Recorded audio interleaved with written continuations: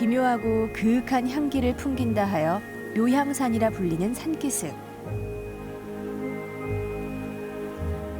그곳에 천년 고찰의 역사가 오롯이 남아있는 불사의 현장이 있다.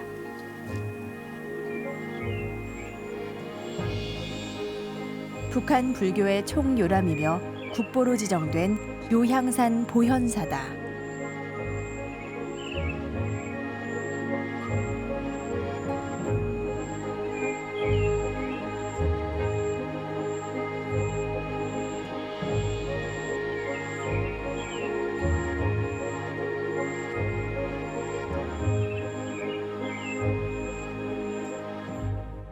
(5월 22일) 오늘은 불기 2562년 부처님 오신 날입니다.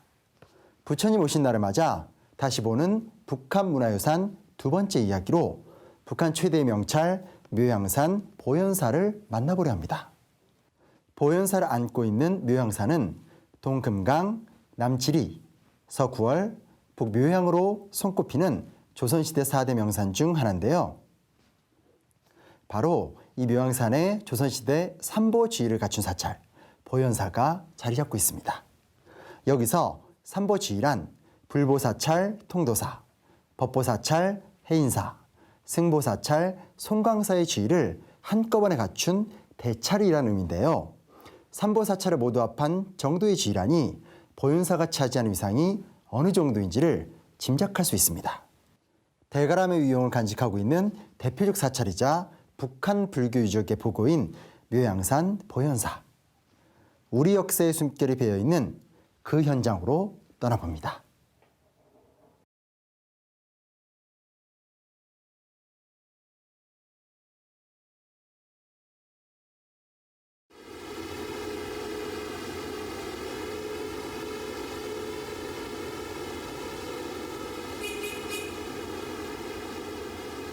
평안북도 향산군 향암리 묘향산으로 가는 길. 도로 옆으로 물이 맑아 청천이라 불리는 강이 흐른다. 을지문덕에 살수대첩이 있었던 역사적 장소다. 평양에서 향산까지의 거리는 약 140km. 취재팀은 2시간 반을 달려 보현사에 도착했다.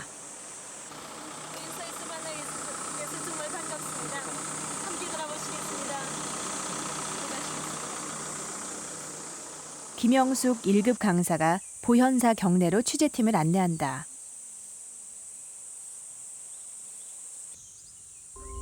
절 입구에는 조계파에 속한다는 뜻의 조계문이라는 현판이 걸려 있고 관서지방 사찰을 관장하는 보현사의 지위를 알려주는 현액이 그 아래쪽에 걸려 있다. 북한 불교 유물과 유적들의 보고인 보현사는 현재 국보로 지정되어 관리되고 있다.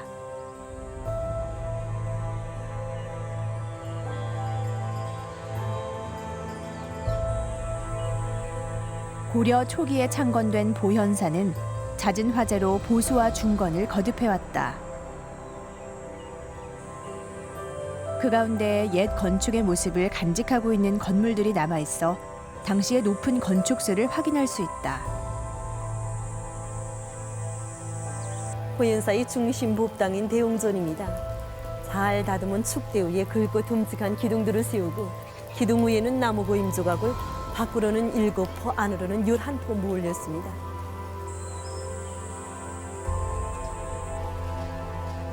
본전인 대웅전 안에는 비로자나불이 주존불로 모셔져 있다.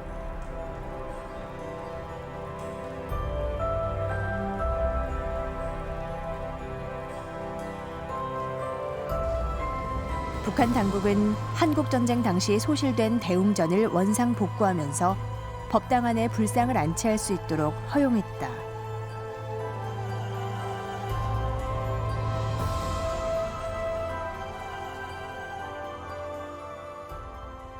저기 보이는 중심절 대웅전 뒤에 저렇게 웅장 수려한 산봉우리가 룡주봉입니다. 룡이 유이주를 몰고 하늘로 오르는 모양을 했다 하는 이런 뜻입니다. 그리고 스스님들도 잘 알고 계시는데 이 좌총 우백, 그러니까 동쪽으로 뻗어내린 산줄기는 청룡 산줄기, 서쪽으로 뻗어내린 산줄기는 백호 산줄기입니다. 보현사가 위치한 자리는 묘향산 일대에서도 가장 손꼽히는 명당 자리다.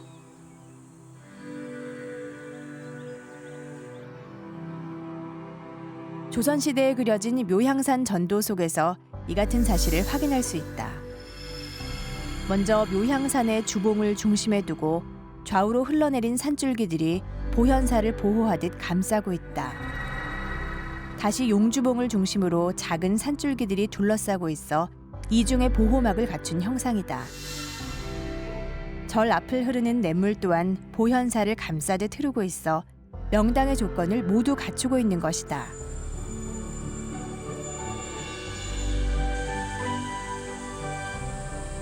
첫 번째 산문인 조계문에 들어서면 왼쪽으로 보현사 사적비가 보인다.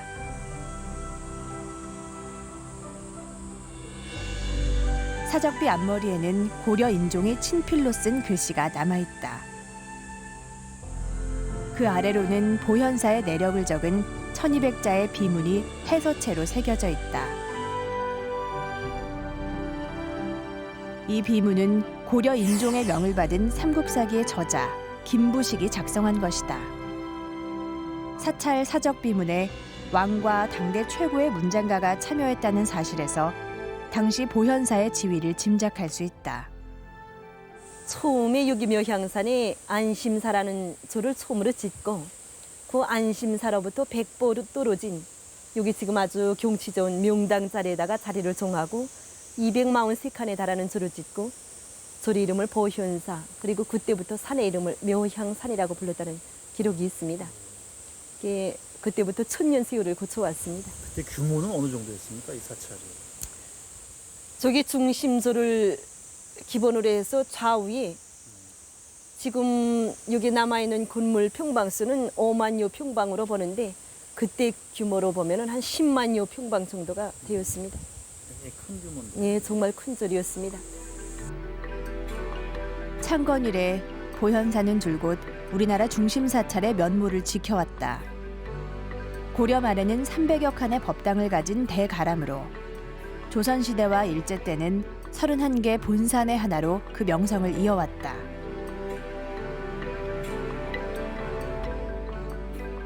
보현사는 묘향산 곳곳에 자리 잡고 있는 수백 개의 부속 암자를 거느리고 있었다.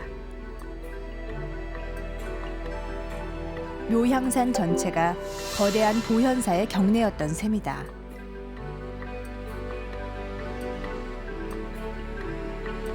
그러나 현재는 금강굴과 부령대, 팔상전 등 10여 개만 남아있다. 상원암도 그중 하나다.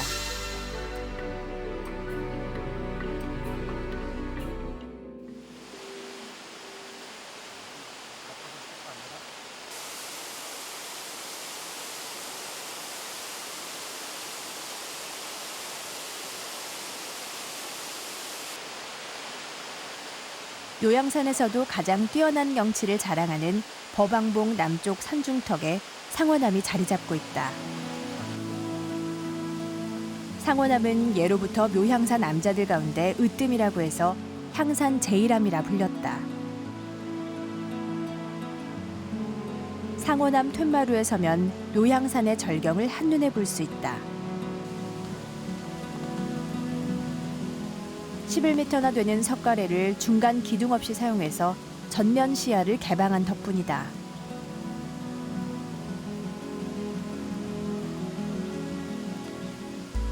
암자 중앙엔 추사 김정희가 쓴 현판이 걸려 있다. 이곳의 경치에 반한 추사가 자신의 흔적을 남겨놓은 것이다.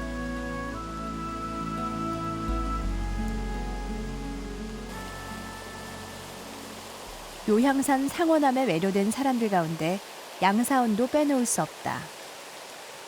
한석봉과 함께 조선 4대 명필인 그 역시 흘러내리는 폭포를 따라 자신의 필적을 남겨놓았다.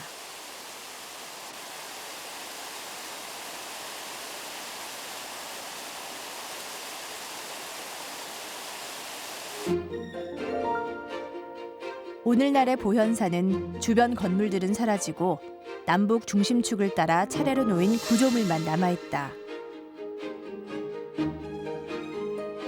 조계문과 해탈문을 지나고 세 번째 산문인 천왕문을 지나면 사각 9층 석탑이 보인다. 그 뒤로 만세루와 팔각 13층 석탑, 대웅전이 일직선상에 위치해 있다.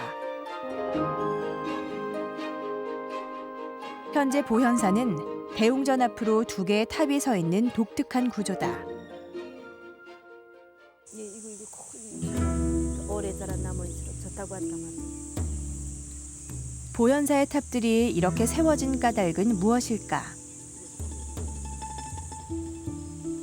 고려시대 건축 양식으로 복원한 만세루 앞에는 고려 초기의 9층 석탑이 서 있다.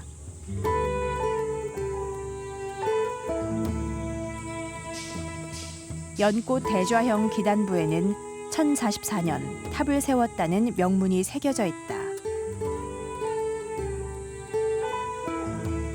보현사 창건 당시에 조성된 것으로 고려시대 탑 형식과 변천사를 연구하는 데 귀중한 자료다.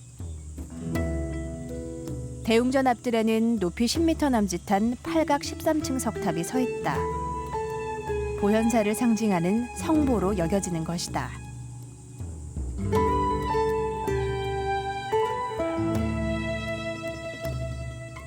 (13층) 석탑은 9층 석탑보다 늦은 고려 말기에 건립되었는데 일명 석가탑이라고도 불린다. 초마선들은 들어올려서 경쾌한 감을 주도록 하고, 그러니까 탑에서 보면은 1탑 1금당식 건축 벤치 형식이 있었는데 그 이후에 결의 변천상 이 만세루와 하나의 탑을 더 건립할 필요성이 제기됐습니다. 보현사는 고려 초기 9층 석탑을 중심으로 대웅전과 1탑 1금당의 구조였다.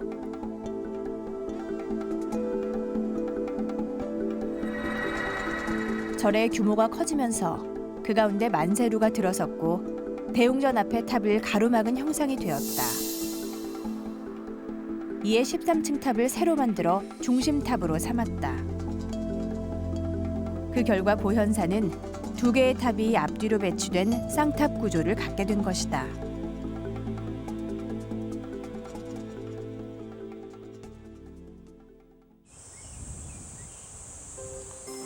최고의 조형미를 자랑하는 13층 석탑은 고려 석탑의 백미로 손꼽힌다. 팔각으로 된 이 탑의 각층 추녀 끝에는 바람방울 108개가 달려 있었으나 전쟁 때 파괴되고 현재는 104개가 남았다.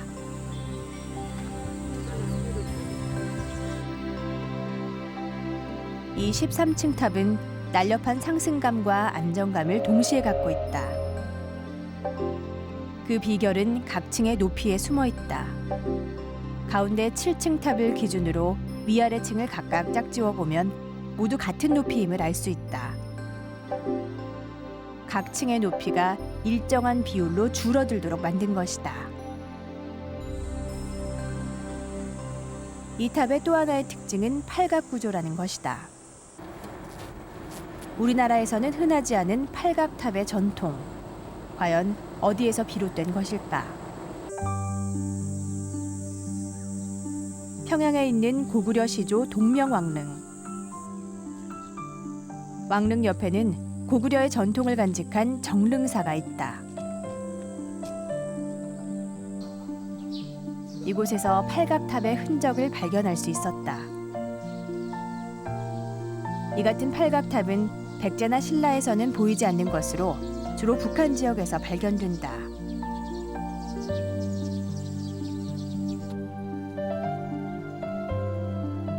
묘향산 중턱에 우뚝 선 보현사 팔각 13층 석탑.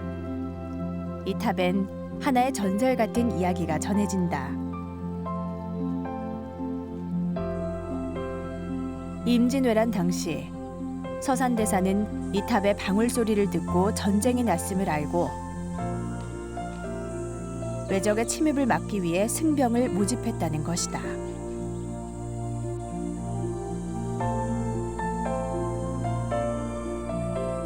보현사 경내 깊숙한 곳.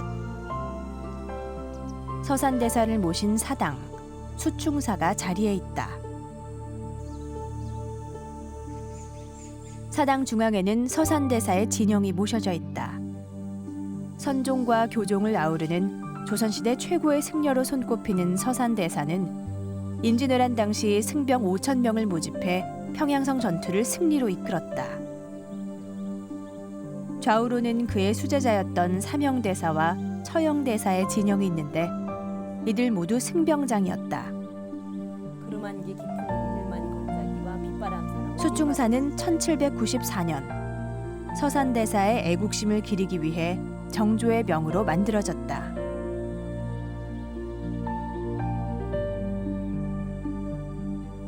억불 정책을 표방했던 조선시대에 개인 사당을 만들 정도로 서산대사는 큰 인물이었다. 서산대사는 아주 유명한 스님이었기 때문에 한 번 길을 나설 때에는 유명한 이름난 제자들이 한 70여 명의 뒤에 따르고 1,000여 명의 승려들이 함께 동행을 했다는 이런 얘기가 있는 것을 봐서 얼마나 유명한 제자인가 하는 것을 잘 알 수 있습니다. 임진왜란이 끝난 후에는 서산대사에게 번건 정부에서 높은 승직을 주었습니다. 그러니까 선종과 교종을 통합한 더총섭이면서도 버제 등계 전자라 하면은 중생을 구원하는 유일한 전자라는 뜻입니다. 이런 높은 승직을 주었습니다.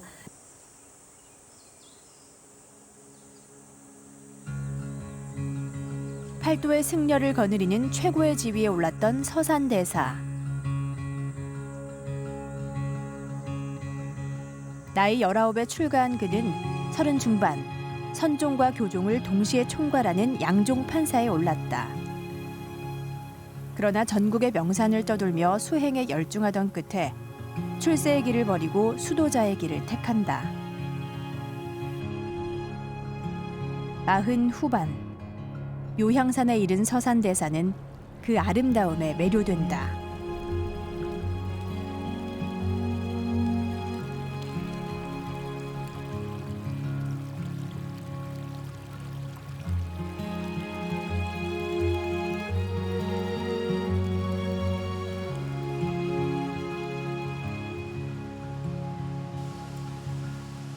금강굴. 서산대사는 묘향산에 들어와 입적할 때까지 반세기를 이곳에서 보냈다. 청허 방장. 청허는 서산대사의 아호이고 방장은 스님의 방이라는 뜻이다.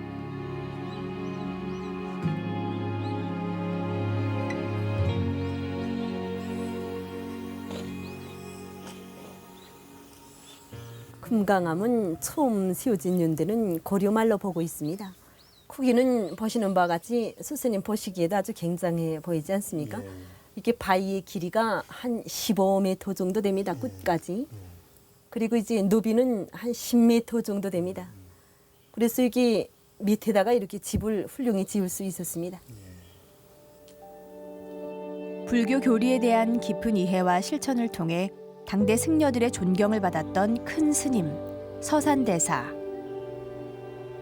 이곳에서 그는 가르침을 받고자 찾아왔던 수많은 제자들과 인연을 맺었다.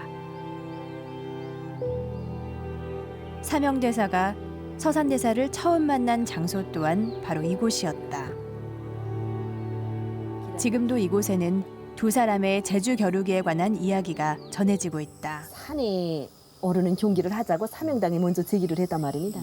그러니까 사명당이 서산대사가 그러면 자네가 먼저 오르게나 이렇게 얘기를 했습니다. 그러니까 사명당이 방문을 나와가지고 여기 앞에 있는 작은 벙어리를 짚고 그 높은 벙어리에 올랐는데 서산대사는 여기서 단숨에 저 높은 벙어리로 올랐습니다. 한 번에. 예, 한 번에 오르고 얘기한 것이 그렇게 해가시고서야 무슨 제주 교류기 할 재미가 있나 이렇게 얘기했단 말입니다. 서산대사는 이곳에 살면서 자신의 수행은 물론 수많은 제자들을 길러낸다. 그의 제자들은 이후 나라에 닥쳐온 큰 위기에서 중요한 역할을 하게 된다.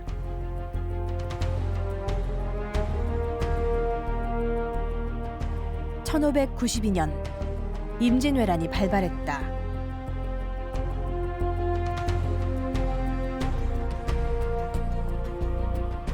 사전에 치밀한 준비를 마친 왜군은 상륙과 함께 파죽지세로 진군해 왔다. 전쟁 개시 20일 만에 한성이 함락됐고 전란의 불길은 곧이어 평양까지 이어졌다.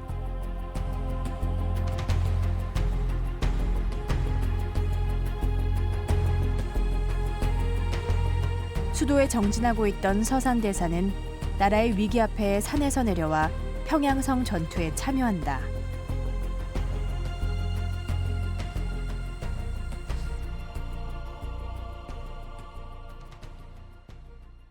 서산대사가 임진왜란 때 보면은 나이가 73살이었는데 그때면은 고령의 나이지 않았습니까?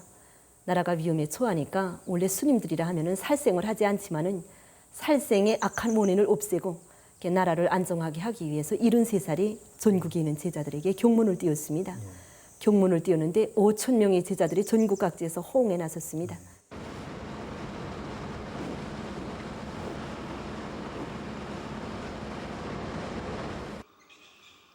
전라남도 해남에 위치한 대둔사. 임진왜란 당시 서산대사가 지휘를 맡았던 승군 본부가 있던 곳이다. 이곳 유물관에는 당시 서산대사가 사용했던 물건들과 관련 유물들이 전해지고 있다. 서산대사의 휘하에 있던 승군들은 평양성 전투, 행주대첩 등 크고 작은 전투에서 승리에 결정적인 역할을 했다. 몽진에 나선 선조가 한양으로 다시 돌아온 것은 1593년 10월. 한양이 수복된 후 서산대사는 연로한 나이를 이유로 산으로 돌아갈 것을 청했다. 이에 선조는 국일도 대선사라는 존호를 내린다. 서산대사는 사명대사를 비롯한 제자들에게 뒷일을 모두 맡긴 채 그 길로 다시 묘향산으로 향한다.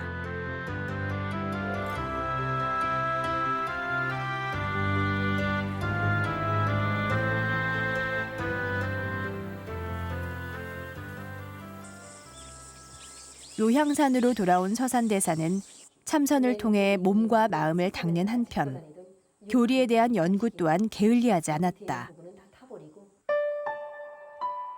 서산대사는 선은 부처님의 마음이며 교는 부처님의 말씀이라고 해서 선종과 교종의 통합을 꾀했다.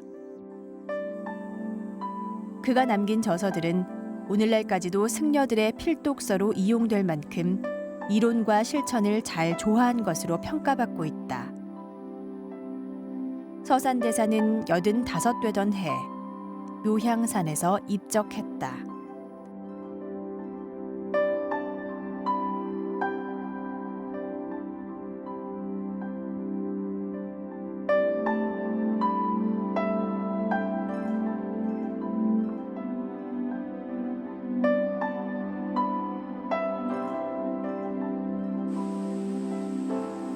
취재팀은 묘향산에서 서산대사의 마지막 흔적을 찾아보기로 했다. 보현사의 원찰이었던 안심사터. 이곳에는 44기의 부도와 19기의 비석이 남아있다.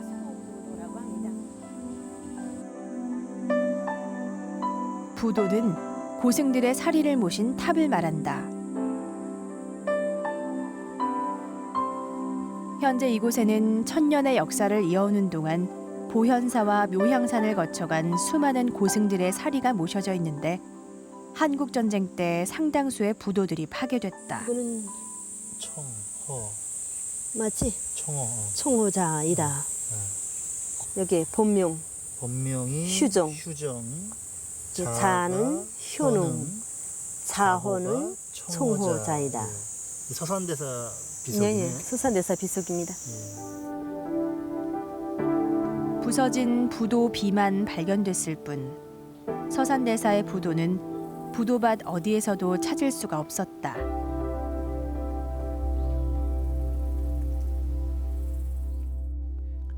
분단의 비극이 역사의 현장에까지 서려 있는 것 같아 마음이 무거워집니다. 보현사는 임진왜란과도 때려야 뗄 수 없는 인연을 맺고 있습니다. 임진왜란 당시 왜군들의 만행을 피해 조선왕조실록을 지켜낸 비밀의 장소가 되었기 때문인데요. 묘양산 험준한 산자락에 자리 잡고 있는 작은 암자 불영대가 바로 그곳입니다. 그렇다면 조선왕조실록은 어떻게 해서 멀고 먼 이 묘양산까지 오게 된 것일까요?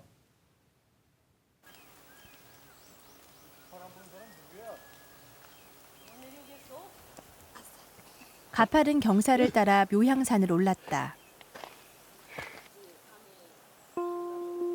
법왕봉 중턱, 보현사의 부속 암자 중 하나로 부처님의 그림자가 머무는 곳이라는 의미를 지니고 있는 불영대.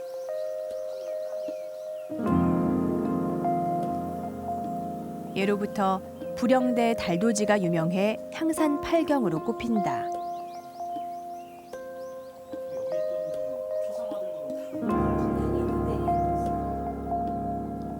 현재는 법당으로 사용되고 있을 뿐 실록의 흔적은 그 어디서도 찾아볼 수가 없었다.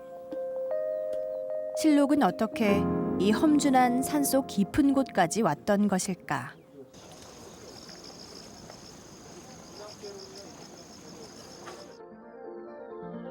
현재 우리나라에 남아있는 조선왕조실록은 단 2질. 그중 하나가 규장각 서구에 보관 중이다. 조선왕조실록은 총 17만 2천여 일. 조선왕조 500년 동안의 사건을 빠짐없이 기록해 놓은 조선시대의 정사다. 조선왕조에서는 이 실록을 종묘사직 못지않게 중요시했다. 만약의 사태에 대비해 춘추관 외에 전국에 3개의 사고를 만들어 실록을 보관했다. 이를 외사고라고 하는데 전주와 상주, 충주에 각각 한 질씩 나누어 보관했다. 임진왜란이 발발하자 왜군들은 사고를 약탈하고 불을 지른다. 순식간에 상주와 충주, 춘추관의 실록이 소실됐다. 마지막 남은 전주 사고가 화를 당하는 것도 시간 문제였다. 그때 위기에 처한 실록을 구한 것은 지방의 유생들이었다.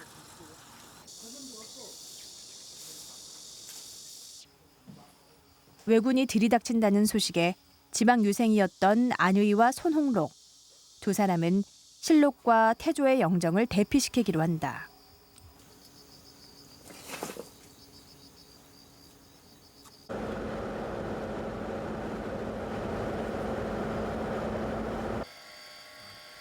실록의 피난처로 선택한 곳은 내장산이었다.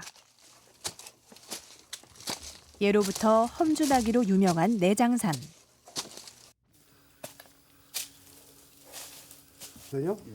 왜군들이 그 부산포항에 이렇게 가파른 비탈길을 올라 이들이 처음 도착한 곳은 산 중턱의 용구람이었다. 모든 짐들을 직접 짊어지고 올라야 하는 곳이다. 64년도까지도 아니었는데 여기는 현재 한 65도 정도 경사가 됩니다. 숲이 우거진 데다가 경사도가 있기 때문에 운이치는 아주 적어 봅니다. 지금 현재 관광지로 개발했기 때문에 앞이 다 보이지만은 50년 말기만 하더라도 여기는 1m 전방에 있는 사람이 있어도 보이지 않을 정도로 숲이 우거졌었죠. 그냥 하지만 이곳도 불안했던 두 사람은 실록을 더 안전하게 지키기 위해 더 높은 곳을 찾아 이동했다. 그들이 실록을 숨겼다고 전해지는 은봉암을 찾아보기로 했다.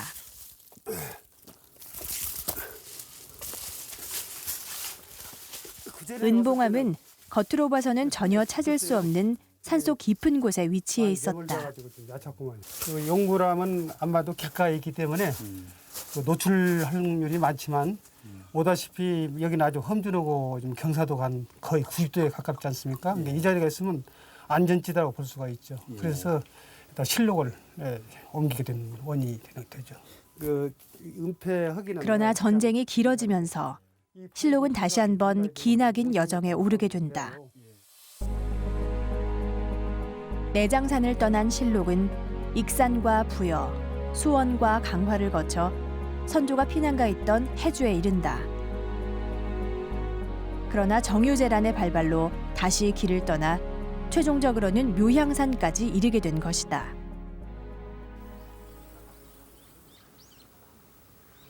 이때 실록을 보관할 장소로 부령대가 선정되었다. 보현사에 속해 있으니 관리가 수월하고 험준한 산중턱에 있어 실록을 안전하게 지키기에 안성맞춤이었다. 30발이나 되는 서발에다가 실어가지고 여기 묘향산에 소술에. 예, 서술에다가 실어가지고 여기 불용암까지 옮겨왔습니다. 그때 당시에는 여기가 보현사의 별전 군물로서 있었습니다. 여기다가 리저실록을 보관했습니다. 그리고 6대 왕들의 초상이랑 함께 보존을 하고 이 소산대사가 여기에 그 리저실록을 지키는데 협력을 했습니다. 그러니까 자기도 함께 이 리저실록을 보관하는데 힘을 바치겠다고 얘기를 하고 이 젊은 스님들로서 이제 이 보초를 밤낮으로 교대를 하면서 리저실록을 지켰습니다. 유일하게 남아있던 한질의 실록은 이렇게 전쟁의 위기를 넘길 수 있었다. 전쟁이 끝난 후 이 실록에 근거해 내부의 실록을 더 만들었는데 그 보관 장소를 놓고 경론이 벌어졌다. 임진왜란 이후에는 이제 실록을 모두 이 산간 지역에 분산해서 보관하자라는 논의가 전개가 되었고 이로 인해서 이 경북의 이 태백산 그리고 강원도의 오대산 그리고 이제 정족산 그리고 이 평안도의 묘향산까지 이런 네 군데의 이 산지에 이 실록을 보관하게 된 것입니다. 한편으로 이런 산지에 보관한 것은 또 보면은 산지에는 항상 사찰에 있습니다. 그래서 이 사찰에 있던 이 승려들의 힘을 빌어가지고 이 실록을 보다 안전하게 관리하게 했던 것이죠. 이런 사찰을 수호사찰이라고 하는데 깊은 산지에 있어서 보다 이 안전하다는 점과 이 수호사찰에서 어떤 관리가 용이하다는 점 이런 점으로 인해서 결국 이 조선 후기의 그 사고는 산간 지역으로 완전히 정착하게 됩니다. 산으로 간 실록을 지키는 일은 수호사찰의 몫이었다. 태백산의 각화사, 오대산 월정사, 정족산의 전등사와 더불어 묘향산 사고는 보현사에 그 책임이 주어졌다. 임진왜란 기간 동안 실록을 안전하게 보관했던 묘향산이 사고로 선택된 것은 당연한 결과였다. 부령대는 산세가 험준하고 밖에서는 그 위치를 파악할 수 없는 천연의 요새여서 실록을 보관하기에 최적의 장소였다. 그렇다면 보현사 부령대에 보관돼 있던 실록은 언제 어디로 사라진 것일까?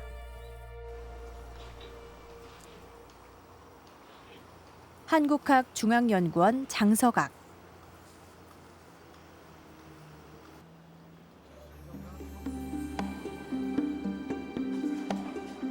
그 단서를 찾기 위해 실록의 이력서에 해당하는 형지안을 살펴보기로 했다.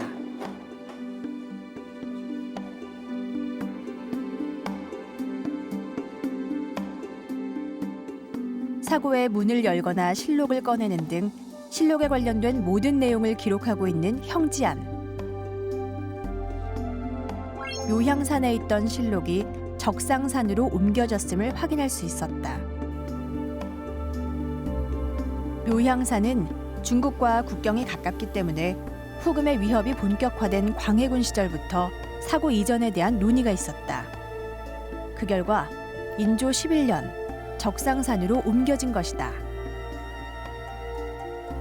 적상산 사고는 산성으로 둘러싸인 산꼭대기에 있었다.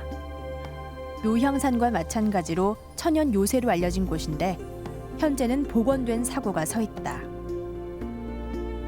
실록은 조선 말까지 250년간 봉안되었는데 일제강점기에 총독부가 연구를 핑계로 창경궁 장서각으로 옮긴다. 이후 한국 전쟁 과정에서 행방불명된다.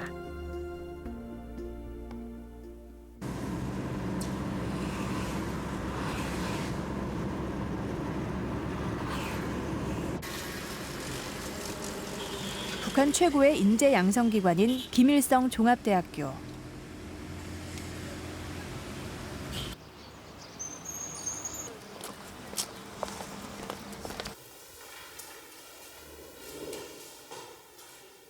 취재팀은 이곳 도서관 서고에서 조선 왕조실록 한지를 발견할 수 있었다. 전쟁 중에 옮겨온 적상산 사고의 실록이었다. 분실된 줄 알았던 실록이 온전히 그곳에 있었다. 이것이 묘향산에 보관돼 있던 바로 그 실록이다. 북한에서는 지난 80년대 후반부터 각지에 흩어져 있던 불교 관련 유물들을 한자리에 모으는 작업을 시작했습니다. 그 유물들은 현재 모두 보현사에 보관돼 있다고 하는데요. 그 결과 약 5천여 점의 유물들을 소장하게 된 보현사는 북한의 불교 유물들을 아우르는 불교 박물관의 역할도 하고 있습니다.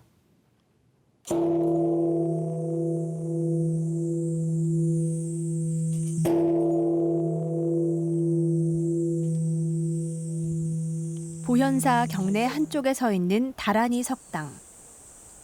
평안북도 피현군 불정사에서 옮겨온 것이다. 6m 높이의 기둥에는 고대 힌두어로 다란이경을 새겼는데 우리나라에서는 매우 보기 드문 불교 유물이다. 지난 80년대 말 그리고 이 유물을 옮겨오기 위해 분해하던 중 그 속에서 또 다른 유물이 발견됐다. 다란이 경이라고 합니다.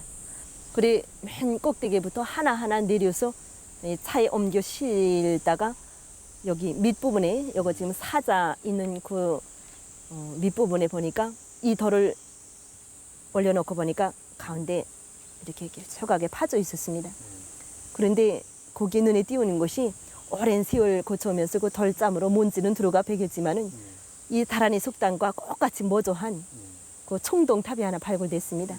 그래서 그것을 총히 간수해 가지고 와서 우리 지금 보물고에 보존하고 있습니다.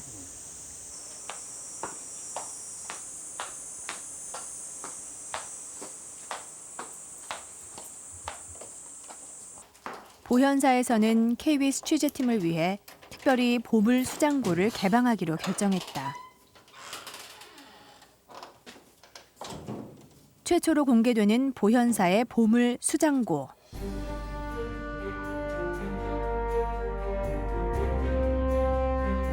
취재팀은 먼저 다란이 석당에서 출토됐다는 유물부터 확인했다. 청동으로 만들어진 이 탑은 석당과 똑같은 모습이었다.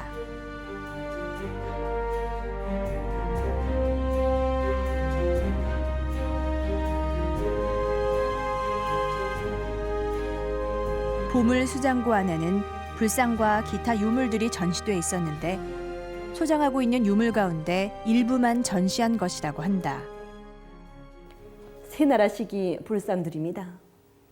대체로 잣대 위에 올라서 있는 이런 그 불상들이 기본이고 고려 시기 불상들은 대체로 다 이렇게 잣대 위에 앉은 불상이 기본입니다. 좌상. 예, 좌상이라고 합니다. 수십여 점의 불상들. 북한에는 제대로 된 불교 유적이 거의 남아있지 않다고 알려졌던 것에 반해 이곳의 유물은 예상보다 훨씬 더 많은 수였다.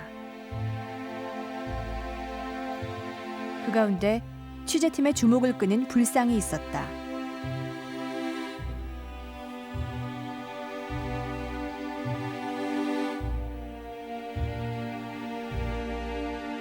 백제 시대의 것으로 밝혀놓은 보현사의 반가 사유상. 우리의 국보 83호 금동 미륵보살 반가 사유상과 닮은 모습이었다.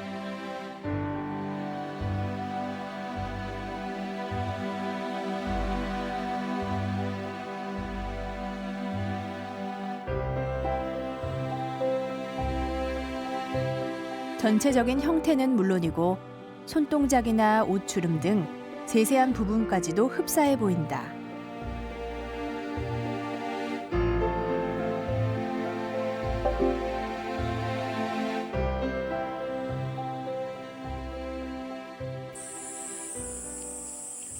안내원을 따라 두 번째 수장고로 향했다. 팔만대장경 보존고다.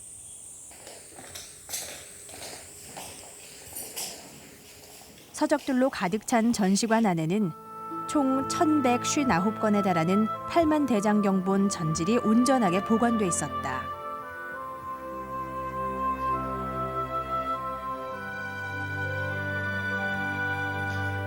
남한에 이 책자의 존재가 알려진 것은 불과 몇 년 전의 일이었다.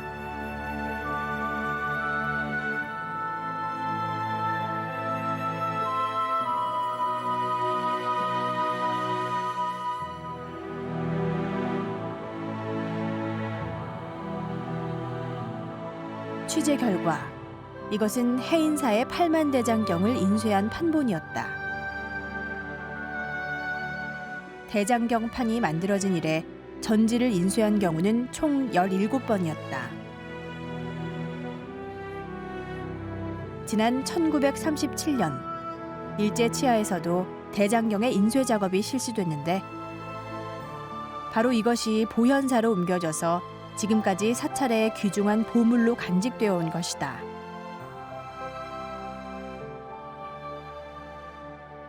이 8만 대장경은 보현사에서는 한국 전쟁 기간 동안 폭격을 피하기 위해 대장경본을 모두 서산대사의 처소였던 금강굴로 옮겨서 보관했다. 현재도 특별한 보존 시설을 갖추고 있다. 지금 스스님이 보시는 이게 매개 함들이 다 용구 보존함이라고 합니다. 여기 안에 진공 상태의 아르곤 가스를 넣고 용구 보존하고 있습니다.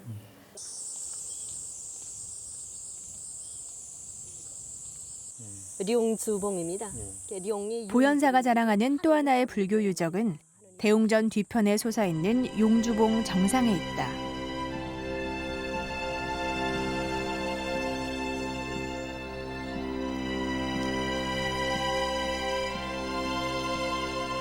산 정상에 서 있는 5층 석탑. 석가모니의 진신사리를 모신 사리탑이라고 한다. 이 사리탑 역시 현재 위치가 아닌 다른 곳에서 옮겨온 것이다.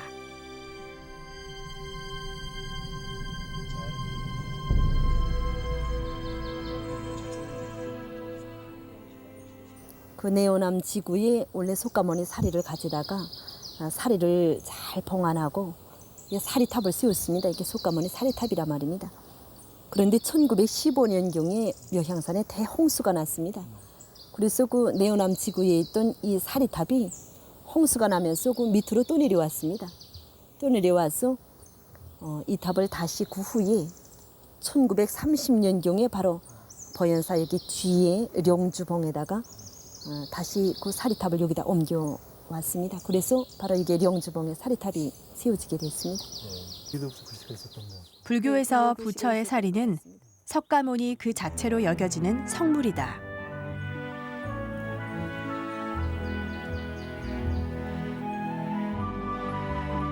우리나라의 진신사리가 처음 전래된 것은 신라 선덕여왕 때 자장법사가 부처의 사리를 가져와 세 개의 절에 나눠서 봉안하면서부터다. 자장법사가 가져온 사리들 가운데 현재까지 행방이 밝혀진 것은 통도사에 있는 것이다.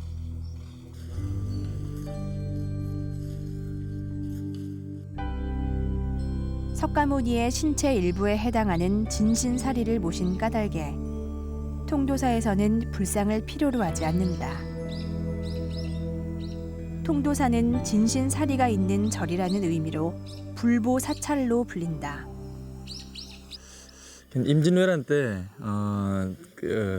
외침에 의해서 이게 이제 바다가 가깝고 부산이 가까우니까 위험하다는 것을 이제 사명대사가 직시하시고 스승이 계시는 금강산 유즘사로 사를 옮겨야 되게 돼서 모시고 간 걸로 알고 있습니다. 또 수산대사가 거기도 위험하니까 거기 한 군데 다 놔두면은 다 모조리 소실될 위험이 있으니까 그래도 일부는 남겨두고 또 다시 모셔가라, 원찰로 모셔가라 해서 다시 또 모시고 와가지고 봉안된 걸로 그래 알고 있습니다.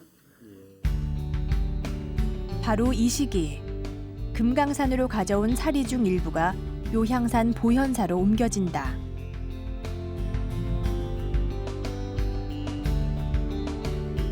결국 보현사의 진신사리는 불보사찰 통도사 사리의 일부가 전해진 것이었다. 이 같은 사실은 보현사 수장고에 보관 중인 석가모니 진신사리비를 통해서도 확인할 수 있다. 석가모니의 생애를 기록한 이 비문은 서산대사가 직접 쓴 것으로 보현사에 석가모니의 진신사리가 왔음을 보여주는 가장 확실한 증거다. 보현사 진신사리는 북한에서는 유일한 것이다. 그 가치 덕에 묘향산 보현사는 북한 불교의 종주 사찰로서 그 권위를 공고히 하고 있다.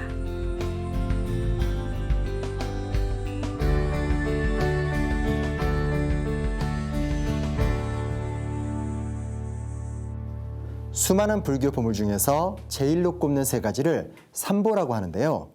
북한에서는 묘향산 보현사의 진신사리탑과 팔만대장경본 서산대사를 삼보로 칭하며 보현사를 삼보의 미덕을 갖춘 절이라 평가하고 있습니다. 천년고찰이라는 그 역사에 걸맞게 역사의 구비구비마다 숨겨진 이야기를 간직하고 있는 보현사. 무엇보다 박물관에 버금가는 다양한 불교 유물과 유적을 갖춘 보현사에서 우리 민족 공통의 소중한 문화유산을 확인할 수 있었습니다. 이번 남북정상회담의 성공적 개최를 통해 그동안 단절됐던 문화교류에 대한 기대도 큰데요.